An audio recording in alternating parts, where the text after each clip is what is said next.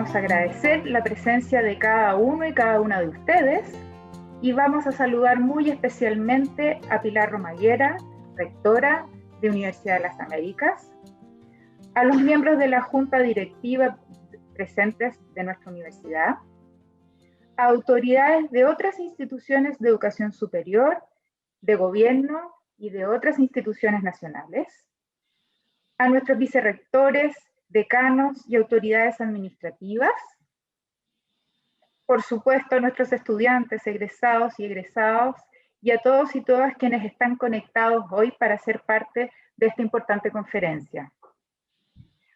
Queremos dar una especial bienvenida a los directores y profesores de las comunidades educativas de los colegios que trabajan con nuestra universidad. Y por supuesto, a nuestro invitado de honor, el señor Andreas Schleicher, director de Educación y Competencias de la OCDE, quien hoy realizará una presentación sobre educación y pandemia. Muchísimas gracias por estar hoy con nosotros. Para comenzar entonces, dejamos con ustedes a Pilar Romaguera, rectora de nuestra universidad. Gracias y buenos días. Un cordial saludo a todos quienes nos acompañan, estudiantes, académicos, autoridades y profesionales, así como también a las comunidades de colegios, directivos, profesoras y profesores. A todos quienes les apasiona la educación, porque creemos que en ella está la oportunidad de crecer y progresar como sociedad. Muy especialmente agradecer a nuestro invitado en esta inauguración del año académico 2021, quien es uno de los especialistas que más sabe de educación a nivel mundial, el director de Educación y Competencias de la OCDE, Andreas Schleicher. Andreas, thank you very much indeed for accepting our invitation and welcome to our university.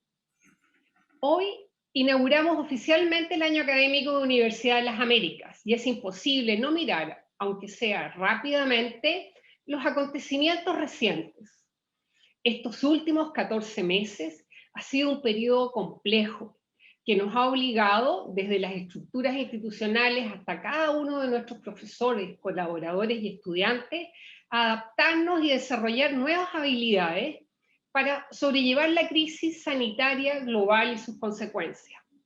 Como ha ocurrido en prácticamente todos los centros de formación superior en nuestro país, en nuestra universidad nos volcamos al trabajo virtual, empujados por la emergencia sanitaria de la COVID-19.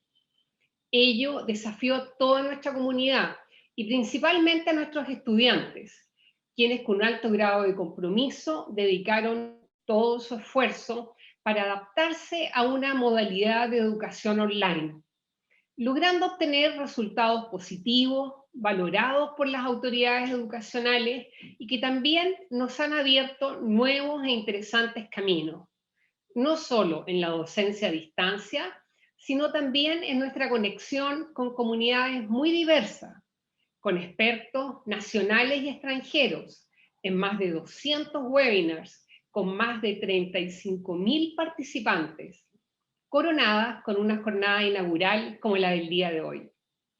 Así, nuestros estudiantes cuentan actualmente con un completo sistema de plataformas de e-learning, Blackboard, Moodle y Canvas, apoyados por Zoom educacional, con el fin de asegurar una buena comunicación sincrónica, porque en estos tiempos la buena comunicación es primordial. Se ha logrado avanzar en las actividades prácticas. Se creó un centro virtual de prácticas profesionales para diversas carreras, además del centro de simulación hospitalaria para los programas de salud. Se ha incorporado nuevos software como Body Interact o herramientas colaborativas como Slack, con buenos resultados. Y más recientemente implementamos más de 70 salas HyFlex para la realización de clases híbridas. Esto ha sido posible gracias a la experiencia que como institución teníamos en metodologías virtuales, en el acompañamiento y apoyo que proveían las aulas virtuales. Pero sin duda, como lo he mencionado, lo logrado se debe al esfuerzo de toda la comunidad universitaria. Una vez más, mis agradecimientos a cada uno de ustedes. En esta inauguración del año académico, queremos relevar el rol de la educación en el actual contexto y ofrecer una mirada amplia de la situación y desafíos futuros del sistema educativo. La OCDE, y particularmente su área de Educación y Competencias, lleva más de 2 décadas generando información a partir de datos que recoge de manera estandarizada en los países miembros de la organización y también en países asociados. Detrás de siglas como PISA, TALIS o PIAAC, existe un enorme trabajo que genera información que nos permite analizar nuestros sistemas educativos en una realidad comparada. Este trabajo que ha desarrollado la OCDE ha sido fundamental para el diseño e implementación de políticas públicas en educación, tanto por las evaluaciones que realizan como también por la generación de espacios de encuentro y colaboración entre países. Uno de los programas más conocidos es el Programa para la Evaluación Internacional de Estudiantes, PISA, que se inició el año 2000 para medir la adquisición de competencias esenciales para desenvolverse en la sociedad en los jóvenes de 15 años que están cerca de finalizar su escolaridad obligatoria. Nuestro invitado es reconocido como el padre de PISA. Chile comenzó a participar en PISA desde el año 2001. Hemos estado presentes en 6 de los 7 ciclos de aplicación de esta prueba. Los resultados de los jóvenes chilenos han mostrado una trayectoria creciente, mayor en lectura que en matemáticas. Sin embargo, el aumento más importante se produjo en la década del 2000 y se observa un estancamiento en los últimos estudios de los años 2015 y 2018. En esta última aplicación, Chile alcanza el mejor desempeño general entre los países latinoamericanos, pero desigual y bajo el promedio de los países de la OCDE. Por cierto, esto indica que tenemos cruciales desafíos de mejora de nuestro sistema educativo. Más aún cuando la pandemia global también ha impactado los procesos de aprendizaje de niños y jóvenes, poniendo en riesgo los logros alcanzados por escasos que estos parezcan. Y más aún, la pandemia amenaza con acrecentar las brechas educativas ya existentes entre distintos segmentos de nuestra sociedad. Es un dato que no solo los informes de la OCDE, sino también otros organismos han constatado. Lamentablemente, las inequidades educativas que enfrentan los hogares y que impiden que las sociedades avancen en mayor justicia e igualdad se han agravado en este tiempo. La adaptación frente a la pandemia ha sido compleja en el mundo escolar y más compleja que en el universitario. Y las brechas entre estudiantes e instituciones mayores. Uno de los hechos más graves, productos de la pandemia, tiene que ver con el cierre de las escuelas y las actividades presenciales en este nivel educativo y las posteriores dificultades tecnológicas de adaptación de muchas de ellas. Las escuelas, particularmente en los países de nuestra región, son instituciones fundamentales para las comunidades locales. Además de llevar adelante la educación formal, son espacios de socialización y aún de alimentación y cuidado de algunos de nuestros niños y niñas. Para las comunidades escolares y particularmente para los y las docentes, estos 14 meses han implicado desafíos mayores. Hay que recordar que la mayor parte de ellos se encuentra teletrabajando desde sus casas, teniendo que atender así también las demandas internas de su propio hogar. Luego podremos escuchar algunos testimonios de directivos y docentes que reflejan el esfuerzo desplegado por las comunidades educativas para que las actividades formativas ocurran en este contexto tan complejo.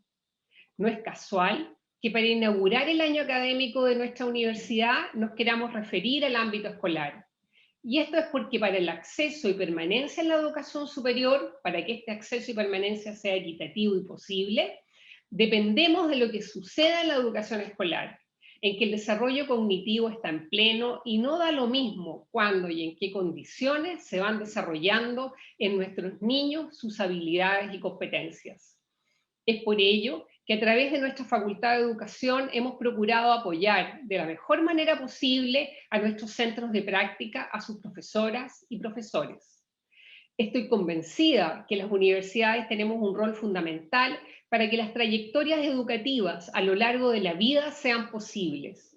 Primero y obviamente en la formación de docentes, pero en las circunstancias actuales también contribuyendo a superar el déficit y las brechas educativas que se están generando a nivel escolar. Queremos motivar el apoyo de las universidades, promover un mayor acercamiento e integración hacia la educación escolar en su quehacer. En particular, nos comprometemos a continuar generando instancias de diálogo y reflexión sobre educación, que junto a otras iniciativas esperamos sean un aporte en el camino hacia una mejor, más equitativa e inclusiva educación para los niños, jóvenes y adultos de nuestro país. Finalmente, quiero reiterar que es realmente un privilegio contar el día de hoy con el profesor Andreas Schleicher, culminando nuestro ciclo de inauguraciones académicas. A la vez, con esta inauguración damos inicio también a una serie de conferencias en educación que desarrollaremos durante el resto del año y a la cual les invitamos a participar desde ya. Muchas gracias. Muchísimas gracias, rectora. Continuamos esta inauguración de Año Académico de Universidad de Las Américas con la presentación del director de Educación y Competencias, Andreas Schleicher, quien, como lo ha indicado nuestra rectora, tiene una vasta trayectoria en educación y una de las más completas visiones que existen en la actualidad acerca de las realidades educacionales de los diferentes países que pertenecen a la OCDE. Antes de darle la palabra, vamos a presentar una serie de videos testimoniales con directores de escuela que pertenecen a los centros de práctica de la Facultad de Educación de nuestra universidad, para que podamos escuchar directamente de su voz cómo ha sido su experiencia en pandemia. Mi nombre es Raúl Astudillo Rubio, yo soy director del Liceo Abdón Cifuentes de Conchalí. Tiene 1.170 estudiantes desde pre-kinder hasta cuarto medio. Otro aspecto positivo que puedo rescatar de esta situación fue la vinculación con los docentes, ¿no es verdad? Se generó un trabajo mucho más estrecho en lo colaborativo y se lograron articulaciones que no habíamos logrado durante años anteriores. La escuela particular Christ School se encuentra ubicada en la comuna de Maipú. Atiende niños desde kinder a octavo año básico. Al hacer un balance de mi experiencia como director durante la pandemia, puedo destacar el haber mantenido la unidad del equipo directivo como pilar de la escuela, buscando la contención de nuestro equipo docente y a través de ellos la de nuestros alumnos y sus familias. El colegio se encuentra en Pudahuel, tiene una capacidad máxima de 1.350 estudiantes. La verdad es que los docentes del colegio tuvieron que aprender súper rápido tecnologías, cosas que antes quizás nos hubiésemos demorado mucho más tiempo en aprender. Tuvimos que aprender en 2 semanas. Para nuestros estudiantes, lo más difícil fue el no poder compartir con sus compañeros y profesores, no tener el contacto en los recreos y en muchas ocasiones la frustración de no entender una tarea y no tener a quién consultarle en el momento. El mayor desafío ha sido mantener justamente la motivación de los estudiantes. Yo creo que esa es una problemática a nivel nacional y la motivación de los estudiantes fue muy compleja. La motivación yo creo que aquí ha sido fundamental con los profesores, hacia los profesores, y la comunicación constante. Juntarnos solo a conversar de cómo estaban y no hablar siempre de las planificaciones o en la clase que vamos, o una metodología distinta. Lo más difícil para todos fue ir conociendo cómo la pandemia afectaba a nuestros niños. En algunos casos, contagios, pérdida de sus familiares, en otros, la pérdida de la fuente laboral de sus padres. Bueno, yo creo que lo más difícil de enfrentar a los profesores fue, a pesar de que la herramienta de la tecnología fue importante y potente en el establecimiento de la relación virtual, ¿no? Fue justamente la carencia de manejos profundo en el manejo de la tecnología. Lo más difícil, yo creo que tanto como profesores y estudiantes, ha sido el tema de la conexión a clases. Por eso el trabajo de los profesores al principio fue muy de hormiguita, porque teníamos que hacer este catastro para poder entregar tecnologías a nuestros estudiantes.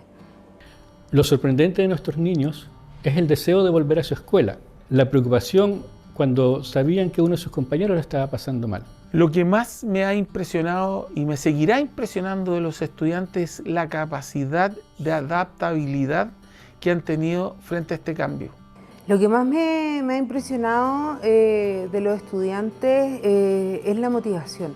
Y de hecho hemos tenido actividades, elección del centro de estudiantes, y claro, y fue un voto a través del computador o del tablet o del teléfono. Este año están súper motivados.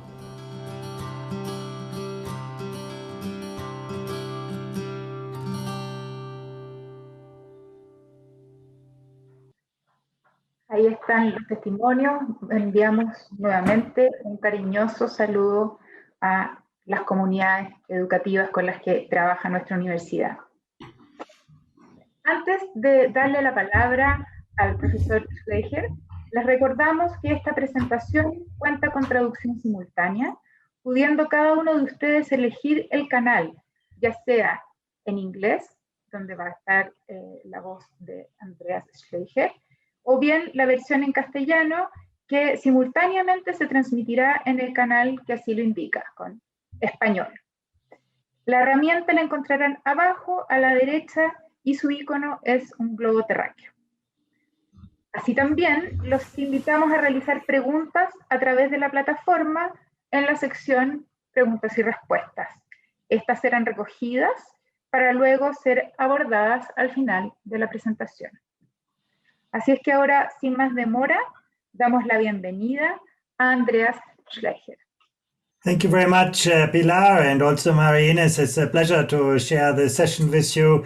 Obviously, you know, these are very difficult times, and we have just heard this from the testimonials, and this crisis has amplified the many inadequacies and also inequalities in our education systems, where students had learned how to learn, where they had access to great, you know, technologies, a very supportive ecosystem at home and at school. For them, that experience, you know, might have been liberating and exciting. They learned in so many more interesting ways during the pandemic.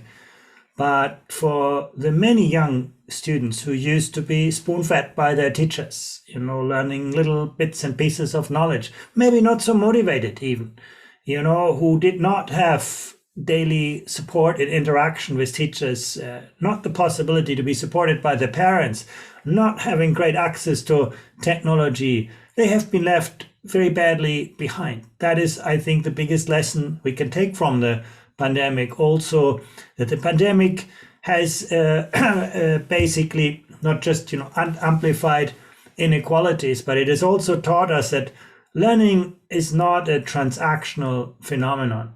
It's always a relational, a social phenomenon. We just heard, you know, students liking to go back to university. So let me just show some data with you on this. And I want to start with something that obviously, you know, is at the heart of the discussion everywhere, and it's school closures and the opportunities they have affected.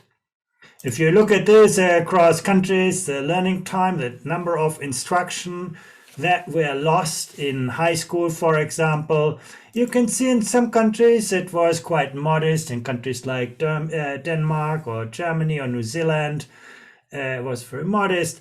Costa Rica and Colombia have essentially lost the entire school year. And then most countries are in the middle. And you can also find Chile at a relatively favorable situation. What I must say here, though, this is full school closures. Chile opened voluntarily. So basically here, I just show the period where schools were fully closed up to July.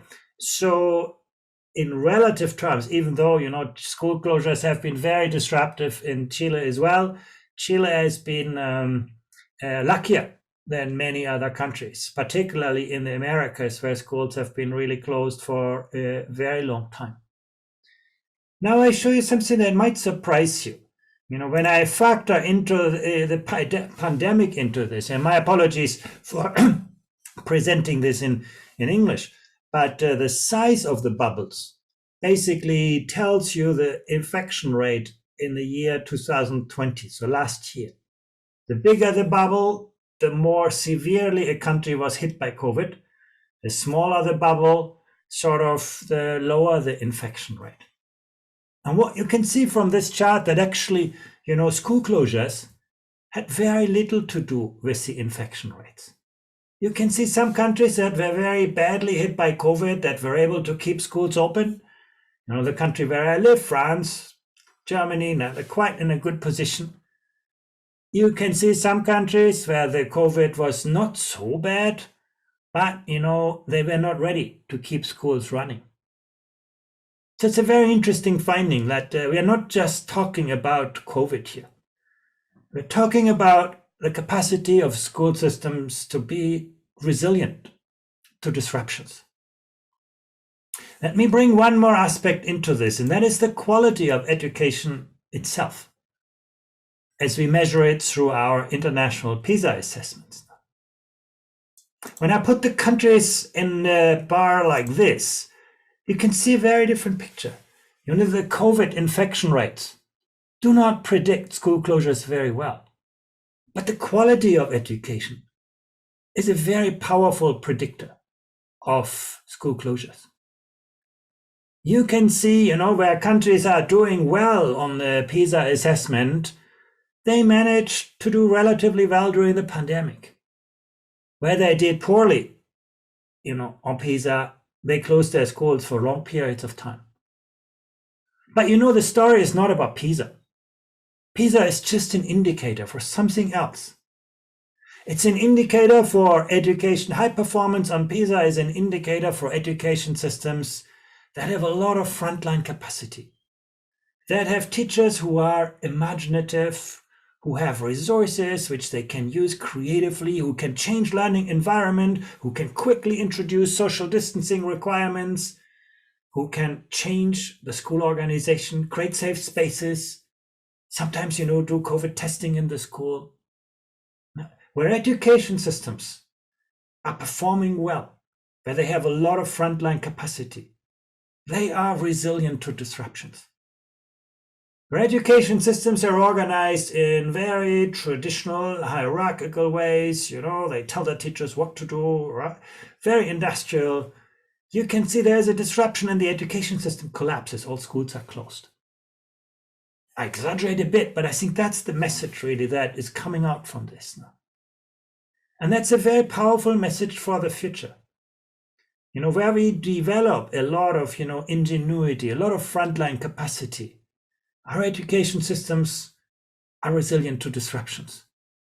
And the future will always surprise us. The COVID pandemic is just one thing that happened.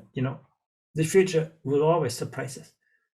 So making our education systems more resilient is really about building more, resilience into education in the front line. At least that's, what I take away from this chart. So with this, let's have a little bit more detailed look into the pandemic. Now, first of all, there's still a lot of disruption in education. When I look, for example, particularly in the higher levels of education, in secondary education, you can still see a lot of schools which are closed, in Chile and many other countries. Few countries have been able to keep school open, Japan, New Zealand, Norway, but the majority of countries in high school are still very much disrupted. It's better in the primary school grades. And that's also a very important lesson for the pandemic. In high school, it is easier to introduce digital alternatives. Students have more autonomy. They know how to structure their learning. They know, how to access resources, how to use digital devices. You can actually keep schools closed and keep learning going. But for primary students, for young children, if you close your school, you cut off students from their school life, from their social environment, from their social network. And it's much easier to recover learning losses than it's possible to recover social well-being of students now. And you can see that in the chart, where countries have to make choices. They typically have given, the opening of primary schools priority. You can see a lot of countries that have kept their primary schools open even in a difficult pandemic situation, because there's very little of an alternative. School is not just a place of learning. It's a very important place for student well-being, where you meet your friends, where you encounter sort of a kind of collegial environment. You take that away, particularly for disadvantaged students, that's kind of a very hard situation. And it's an important message, I believe, for Chile as well. Chile is sort of the champion of social inequality, at least on many of our indicators. So if you close a school in a deprived area, in a difficult area, you're going to hit those students twice. First, they come from a disadvantaged background, and second, the school that can mitigate some of that is also no longer available now. So in a way, you can say most countries have learned that lesson, given priority to the young children, be a little bit more, rigid when it comes to higher levels of education. And what are the kind of consequences of school closures? There's the individual consequences, the social consequences. First of all, what have countries done? Actually, quite interesting. Some countries have made no adjustments. Countries like Chile have said, well, we have less time, so we focus on some subject areas. And Chile is not alone in this. Many countries have done it. And when they made choices, they typically said, well, let's focus on mathematics and reading, the foundations. But actually, in this crisis, sometimes, it was social and emotional skills that became so much more important. And in a way, I think if we did this again, maybe mathematics and reading are very important, but we probably, in another crisis, most countries would give social and emotional skills a greater value in this. It's not what we have seen in the pandemic in the first year, but now you see countries thinking about it. Some countries have also, basically created, additional time. When you think, for example, Portugal and Brazil, they have extended the school year using part of the holidays. Some countries have, hired retired teachers to support students in extra hours on the weekends, sometimes in the evenings. It's been a lot of creativity in education systems to add more time to help students recover from the pandemic. We also know that assessing learning outcomes has become very critically important. When you are in a school, you see your students in front of you. Assessment is not so important. You know your students, you know where they are. Suddenly, when they are at home and you're disconnected from them, it's really hard for teachers to keep track of all of their students. Finding good ways to assess that has become very, very important. And you can see basically some countries had, established plans for that, given teachers tools for running their assessments. We have not seen that in Chile, also other countries not. But at the OECD, we believe it's very important. It's very important that teachers get better tools to see how different students learn differently. And maybe even after the pandemic, assessment should not come just from the outside, an external test. It should be a regular tool where teachers can see every day how different students learn differently and provide them with more granular feedback. But particularly in a context like the pandemic, it's not only an optional extra, it's really, really crucial for this. Let me move on to technology. Obviously, technology has become the lifeline for success. And you can see actually most OECD countries have very quickly introduced online learning platforms. Chile as well. That happened. I actually have been quite impressed by the kind of tools that Chile has introduced very quickly, like other countries. Sometimes we have seen take-home packages, television, mobile phones, radio, other distance learning modalities.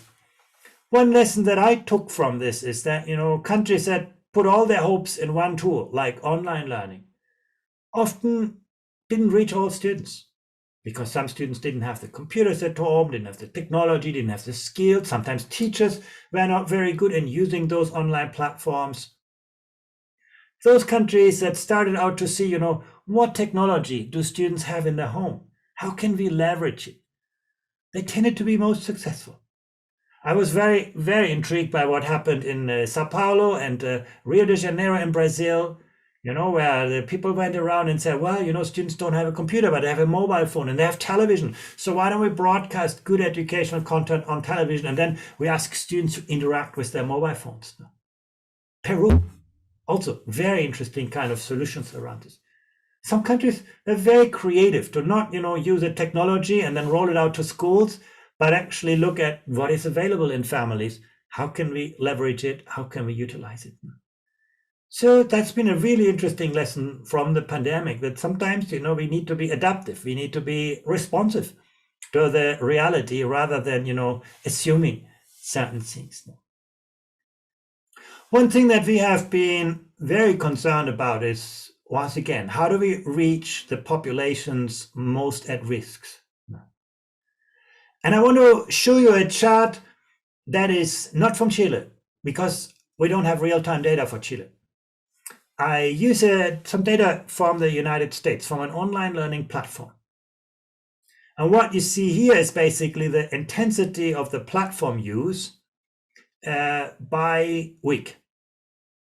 And what you can see, if you go from the left to the right, up to the beginning of the pandemic in the United States, students from all social groups, the students from wealthy families, you see them here in the blue line, the students from poor families in the light green line, the students from middle income families, they were all at the same point. So there was no social segregation by technology use. But then, at the beginning of March, the pandemic hit the United States. And you could see everybody declined use of technology. Technology was not really responsive. But then very quickly, the students from the wealthy families, they picked up again. And they got very quickly back to where they were before. But the students from the poor families dropped further and never recovered. This tells us, on average, things look fine. But often the kind of social divisions are in the detail.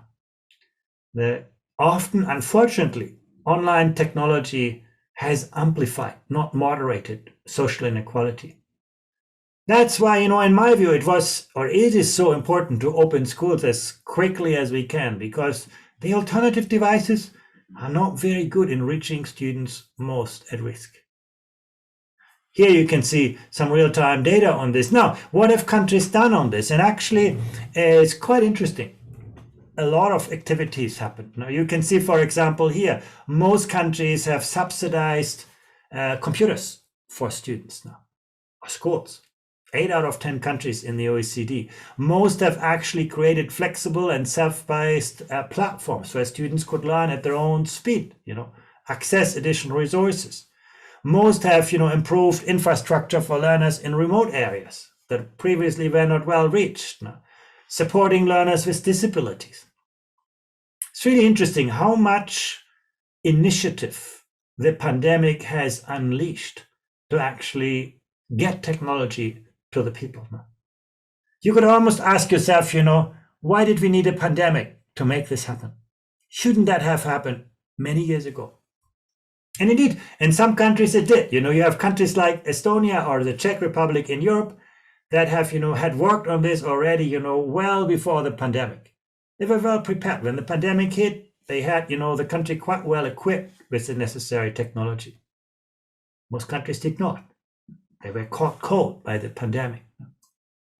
We have also other countries, for example, the Netherlands and France in Europe have also interesting examples. For example, when the schools closed, everybody needed computers. Buying computers was very difficult, because everybody was buying computers. It became very expensive, very difficult to procure. Sometimes, the supplier said to schools, you need to wait 2-3 months. Well, you can't wait 2-3 months in education. So what did the Netherlands do? They went around and said, well, there are so many companies where so many computers are standing around. Why don't we collect them, bring them to schools, get them up to speed, and then everybody has a computer. And that's what they did. And so actually within 10 days after the pandemic had stuck and the schools were closed, children had a computer. France, students with special needs need a lot of extra support. Many, many good initiatives happened. So yeah, it was a difficult situation, but it has also unleashed a lot of creativity and initiative that we should value. And again, I hope, after the pandemic, we will have learned our lesson from this and will continue with this. Obviously, when you open school in a pandemic, you have to be extremely careful and extremely cautious. You have to reconcile the needs of students with the needs of adults. You have to keep schools safe. There's been a lot of initiative around this.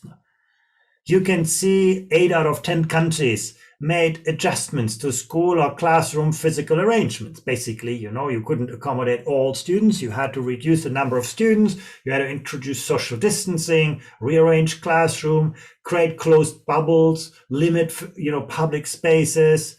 Now, that's obvious. A lot of reduction in extracurricular activities. I think that's a great pity, but was inevitable. You couldn't have students, doing sports and things. Now people do that in the outdoor. I think there are now possibilities for doing this, but at the beginning, all of that was shut down. School became a very kind of stale, academically focused enterprise. We lost a lot of the interesting extracurricular activity. Then, students were returning progressively and so on. Lots of arrangements have been made to keep schools safe. Some countries, have students wearing masks. Some do testing and so on for COVID. So I think, again, a lot of different arrangements to keep schools reasonably safe. Another question, of course, is, students, are not so badly hit by the pandemic. They never get severely sick or very rarely. It's a different story for teachers, particularly older teachers. So actually a lot of initiative happened there as well. You can see, for example, that generally teachers got prioritized in vaccination programs in many countries, here on the left side, and Chile is among them. In fact, I think Chile has done really well on the vaccination compared, with other countries in the Americas and also in Europe. And there's some who have said, well, we'd like to give teachers priority, but everybody is waiting, so we do not want to make any priorities. It's a difficult choice that societies have to make, but you can see the majority of countries have realized the important role that teachers play and that they need to get priority access. Sometimes they have, grouped it by age, by level of education, by other dimensions and so on. So there have been some adjustments being made. But let me get back to the students and how students were supported during this pandemic. And this is not just about cognitive support, it's also about psychological support, about social support, about physical support. Very, very important. We have seen, for example, that there's been a lot of effort to provide remedial measures to reduce student learning gaps, extra tutoring, assessment of learning gaps, giving students from disadvantaged additional support. Really, I think, again, why did we need a pandemic? This should have happened always, We should always, attract the most talented teachers to the most challenging classrooms. We should always ensure that resources are well aligned with needs. Some countries do that very well. If you look to East Asia, countries like Japan, even China, if you look to countries in Northern Europe also, but for most education systems, we're not very good in aligning resources with needs. The pandemic has pushed us to do better. One area where most countries struggled is on vocational education and training. We could see basically that's something that many countries did not know how to do well in this pandemic. Students who were not going towards academic pathways that needed internships, workplace training. That was really, really difficult. And as I already highlighted, it is easier to recover learning losses than emotional needs. The relationships that are formed in school are very important. In fact, if you ask me, what is the most important aspect to pay attention to in a time of school closures? It is that every student has a daily contact with someone in the education system. It doesn't actually need to be a teacher. It just needs to be someone. That you as a student have someone who cares about you, who knows who you are and who you want to become, who supports your learning needs. Where education systems have put that in place, they recovered very quickly. Where education systems did not establish those relationships, it was very difficult for students to recover. Many students didn't even come back. No. It's about personal resources. No. It's about good programs and really paying attention to the social and emotional being. Relating to families and friends, I'm going to show you some data in a moment. Many countries have built digital programs to actually keep parents very closely involved during the pandemic. Teachers, I mentioned already, coping mechanisms. How do you actually provide psychological support? During this pandemic, teachers were not just instructors. Suddenly they had to be very good coaches, very good mentors, very good social workers, very good psychologists. In some education systems, that's what teachers do every day. Now, if you go to Singapore, if you go to Japan, if you go to parts of China, as a teacher, you are always a caretaker of the students. You teach maybe, 10, 12, 15 hours, and the rest you spend with students on other things, or you spend with your fellow teachers to discuss student needs. You are used to a very holistic role of taking care of students. Well, in Chile, you don't have so much time as a teacher for that. You spend a lot of time teaching. And in a pandemic, that suddenly is exposed. The pandemic needs that other part. If you know your subject and you know how your student learned that subject, but you don't know your students, well, in a pandemic, you're at a loss. So I think that's very important. And then, often students were very difficult to reach. That's also very important. Some countries put a lot of arrangements in place to, look after refugees, migrants, put school-based mechanisms in place to track them, to make modifications to ensure that water, hygiene, sanitation services are available, to get communities involved in this. A lot of arrangements being put in place, and I think that's very, very important, because in a city, you can do lots of things, but most of the students who were most at risk actually were very much excluded. Examinations and assessments, very controversial, very hot topic. You can see actually in Chile, we didn't see so much of a difference. But when you look, for example, to Spain or to Norway, suddenly they could not run their assessments and they asked teachers to make the judgments, and teachers were much more generous than the external examinations usually is. So you suddenly had a huge jump in graduation rate. Now you say as a student, oh, well, lucky, it's great. More students pass the exam. But, what do employers think about it? That may stigmatize a whole generation of students. Basically, people will say the exam is not worth, the paper.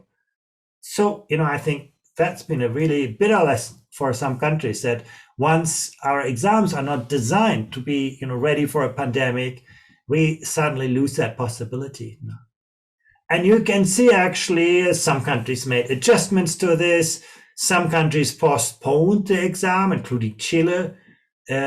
Some were able to conduct them. But again, I think we've learned during the pandemic, we need to rethink the way in which we accredit learning, because our standard mechanisms are not very resilient to change. How do we sustain learning experiences? Well, teachers obviously are key. And what you can see here is that in most countries, teachers were required to teach remotely during the school closures. Not so much in the early years, pre-primary education, because there, digital education is really difficult. But when you get to primary or secondary schooling, you can really see that in most cases, there was a good emphasis on getting teachers, involved and making sure that they're available. Often there were additional efforts. You can see basically, countries like Japan or New Zealand, they got retired teachers to serve back, to help struggling students, or, countries like Belgium, the Czech Republic, Indonesia, they were giving students or teachers additional incentives, sometimes additional money to actually, help in the pandemic when you just need quickly more people. You can't hire, quickly teachers, but there are a lot of people in the system that you can reactivate. And we have seen good examples for that to happen. Now, I mentioned already the importance to also keep active contact with the parents. And you can actually see, once again, a lot of creativity around the world. Communication on e-school platforms, making phone calls to students or parents. Most countries have paid a lot of effort to this. Emailing to students, providing parents with digital resources, having video conferences, Zoom calls, lots of arrangements to actually keep parents on board. Because during the pandemic, education realized that this is not done by schools alone. You really need an active engagement of parents. Many parents have never done that. Many parents have not been ready for this. So suddenly, this became an entirely new task. In some countries, it worked really well. In other countries, it's much harder. Chile is sort of in the middle of this. It's not so easy for the Chilean education system to activate parents. Chile is sort of very much commodified education. Students have become consumers, parents have become clients, teachers have become service providers. And with that attitude, it's not easy to get parents on board.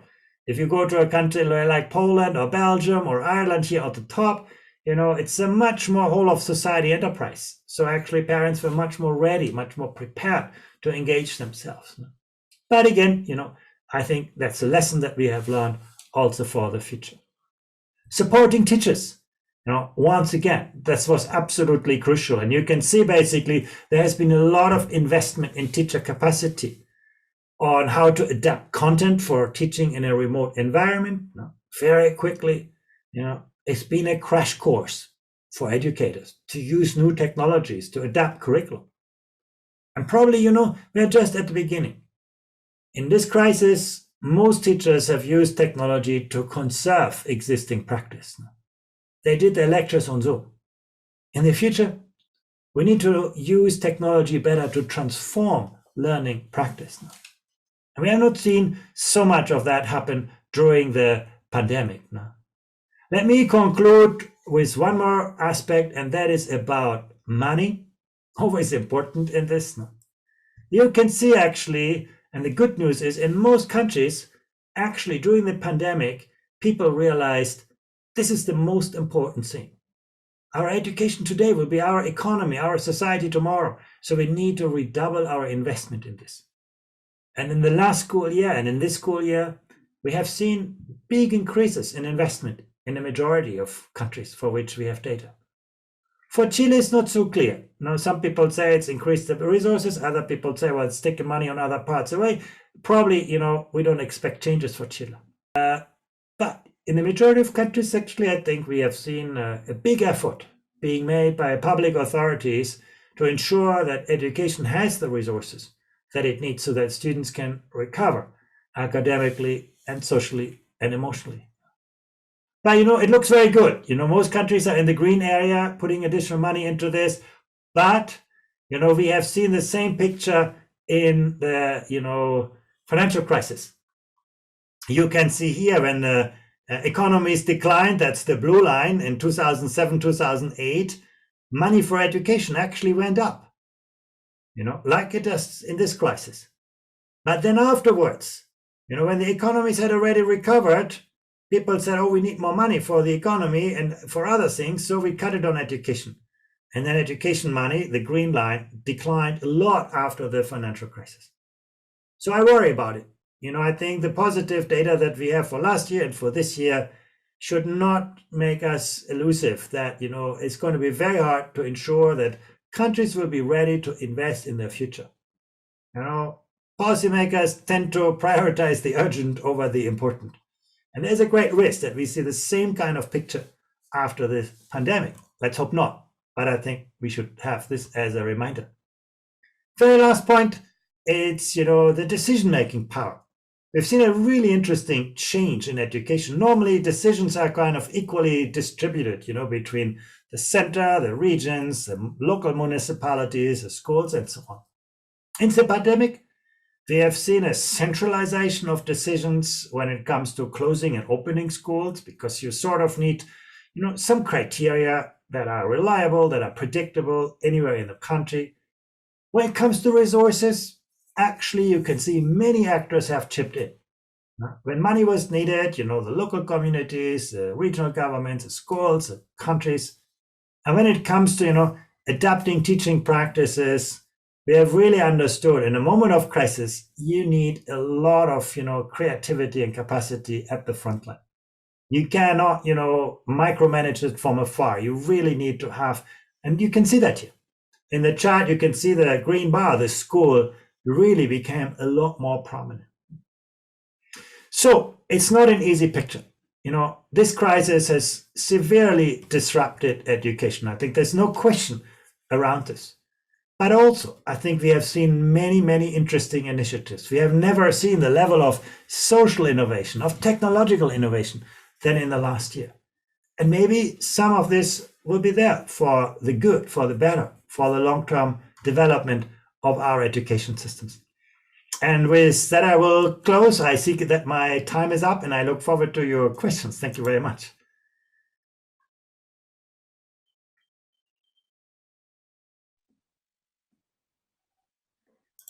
Muchísimas gracias, profesor Schleicher. Vamos entonces inmediatamente a continuar con preguntas que ya han llegado muchas, por cierto, y muchas gracias por su interesantísima presentación. La primera pregunta que hemos recibido está formulada por Alejandra Ratia. Ella es doctora en educación, especialista en currículum y es la actual directora ejecutiva de la Fundación Educación 2020. Alejandra hace la siguiente pregunta. ¿Cómo cree que podemos transformar la pandemia en una oportunidad para avanzar en las innovaciones que nuestro sistema educativo necesita, especialmente en términos de una visión del aprendizaje más pertinente y significativa para los desafíos del mundo actual? ¿Y cómo ve los desafíos para equilibrar de mejor manera la evaluación interna y la externa para este propósito? Damos la palabra. Yeah, I think it's a good question. I think if our education systems knew what the educators and the students and the school leaders know, we would have solved this problem.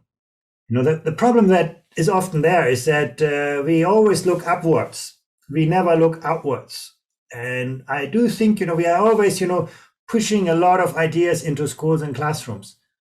We are not so good in finding the good ideas and scaling and spreading and sharing them.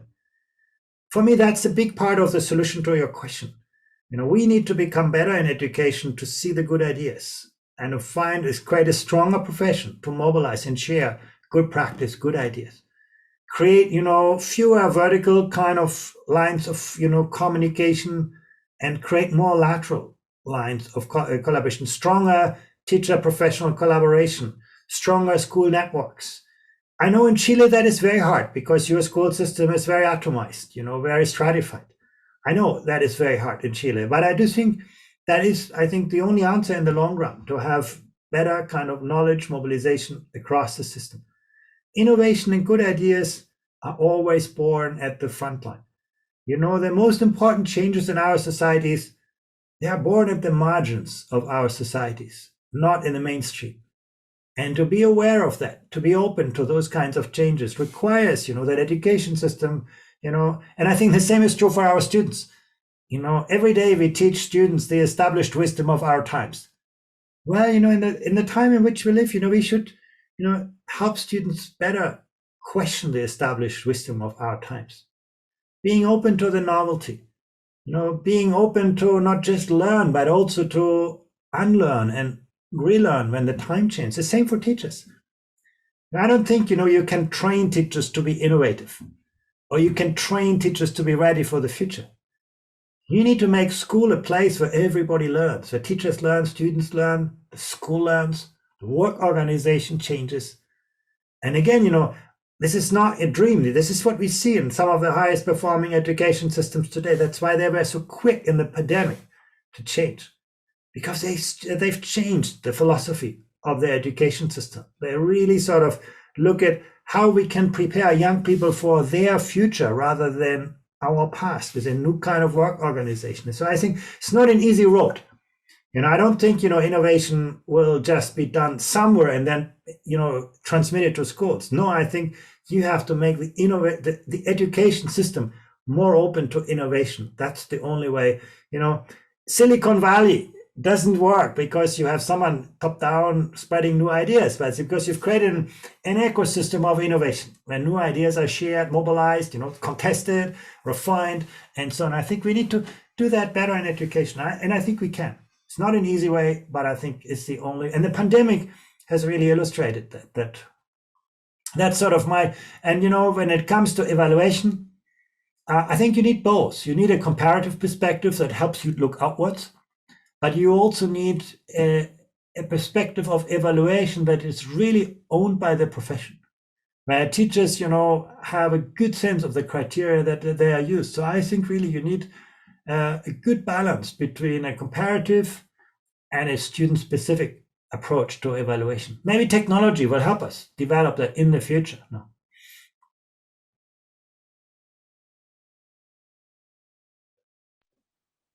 Muchas gracias. Vamos a hacer una segunda pregunta que es realizada por Paulina Araneda.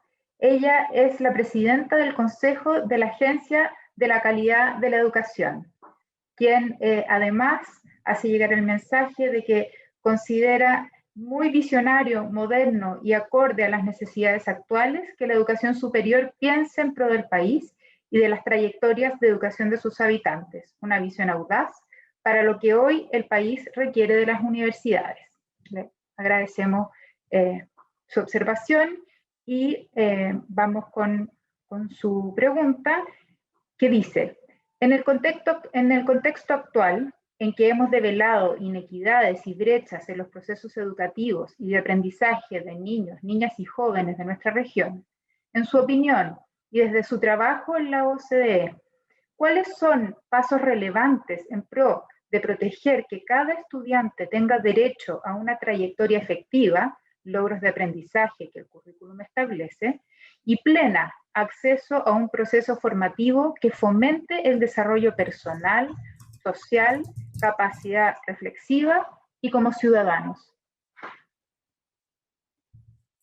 Yeah, first of all, the pandemic has not created inequalities. The pandemic has just dramatically amplified the structural inequalities in our education systems. If you look carefully, most of the sources of inequality have been there before the pandemic. We have just been very tolerant to them. And I must say, I think Chile is quite tolerant to inequality.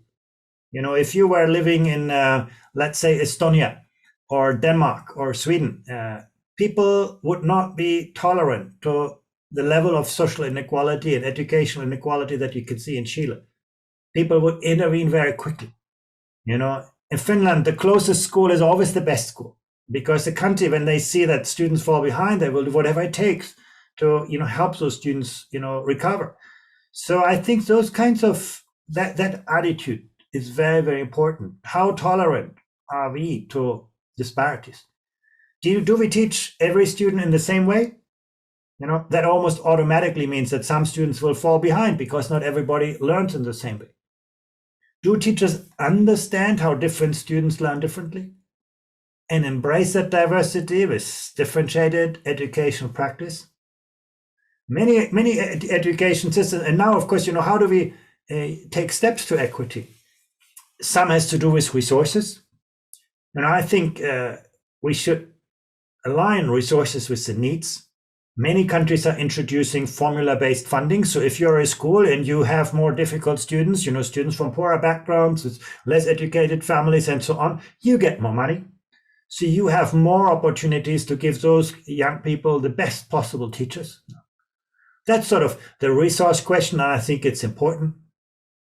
The second part is the teaching talent question.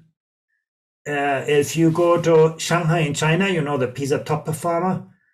If you are a vice principal in a high-performing school, you've been very successful, and you say to yourself, I want to become the principal, the education system will always tell you, if you want to advance, take on one of the toughest schools.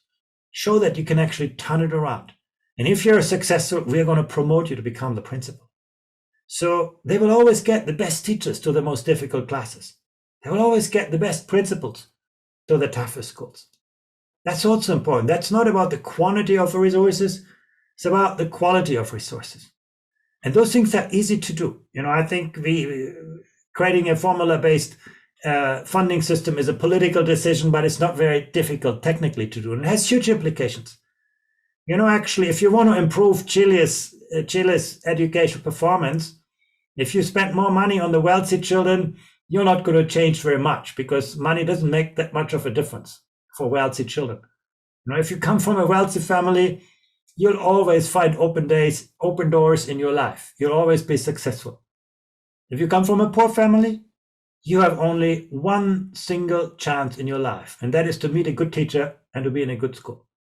So if you want to raise performance, link resources with needs. But that's the easy part. The hardest part is to do that same in the pedagogy. And that really means that our education systems need to be much more nuanced to the strengths that students bring with them. And this is not just cognitive skills. Now, some students may have, very strong social skills, may have many important emotional qualities. And in the future, those things matter even more than the cognitive skills. Courage, leadership, empathy. So I think as a teacher, if you're very, very good in understanding your students, their kind of, possibilities, their interests, their motivations, and you can foster this, you can find a different pathway to every student. That's really where the inequality at the heart of education in the classroom can really be addressed. And that's very difficult, because that requires a lot from teachers. Personally, I think that's where the greatest potential of technology lies. Teachers can use learning analytics to assist them in understanding how different students learn differently and giving students additional tools.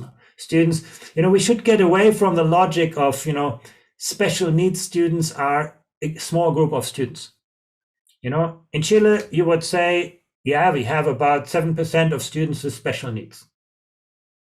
Well, in Denmark, they would say, we have 100% of students with special needs. Now, everybody needs a special attention. Everybody learns differently. Everybody has special talent. We need to find the extraordinary talents of ordinary students. But that's the hardest part. I think the resource question is the easy answer to your question.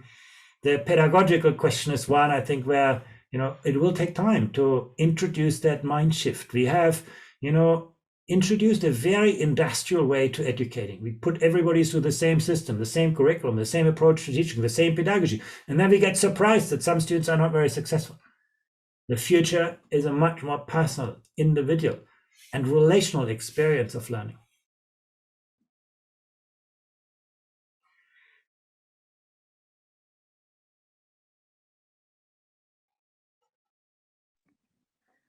Muchísimas gracias por la respuesta y muchísimas gracias a todos y todas por la gran cantidad de preguntas que nos han llegado. Esto refiere sin duda al enorme interés en esta temática y en esta presentación. Por el tiempo vamos a hacer una pregunta más de la que hemos recibido para dar paso a la última pregunta que va a hacer la rectora antes de cerrar. Y esta pregunta tiene que ver con los docentes y el tema justamente del apoyo que necesitan en temas de salud mental.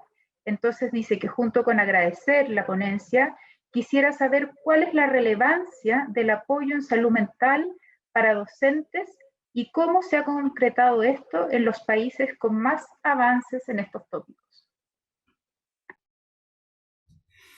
I think it's a very important question. In this moment of crisis, many teachers have been left completely on their own with tasks they have never been prepared for, and they, may have never imagined when becoming a teacher, to become a social worker, to encounter real, emotional needs of students, to become, a psychologist, to become a mentor of students.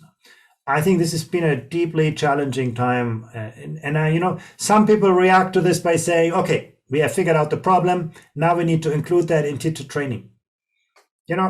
Maybe that's a good thing to do. I don't think it's going to solve the problem, because once again, the future will always surprise us.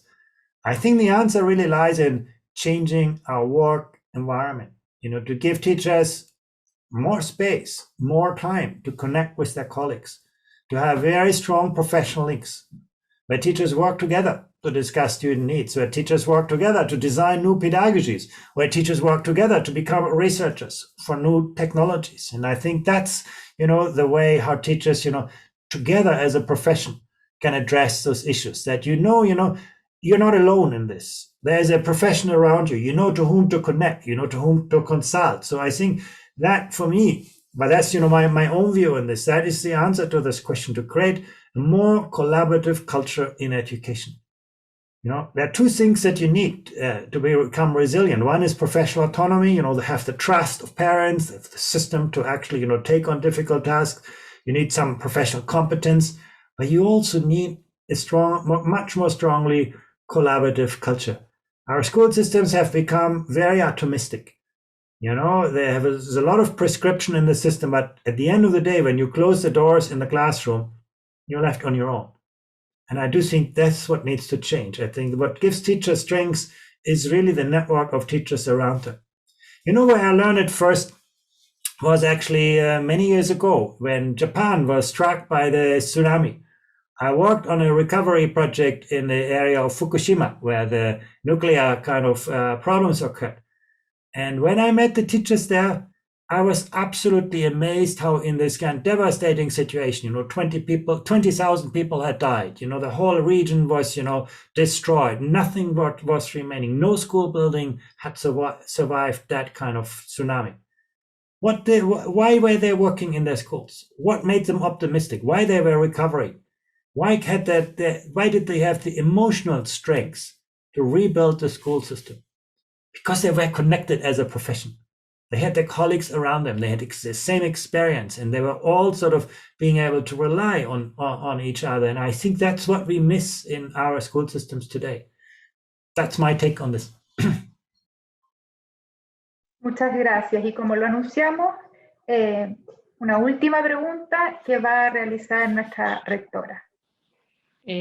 Gracias. Bueno, en primer lugar, agradecer muy sinceramente. Ha sido una excelente conferencia, una conferencia muy interesante, Andreas, así que muchísimas gracias.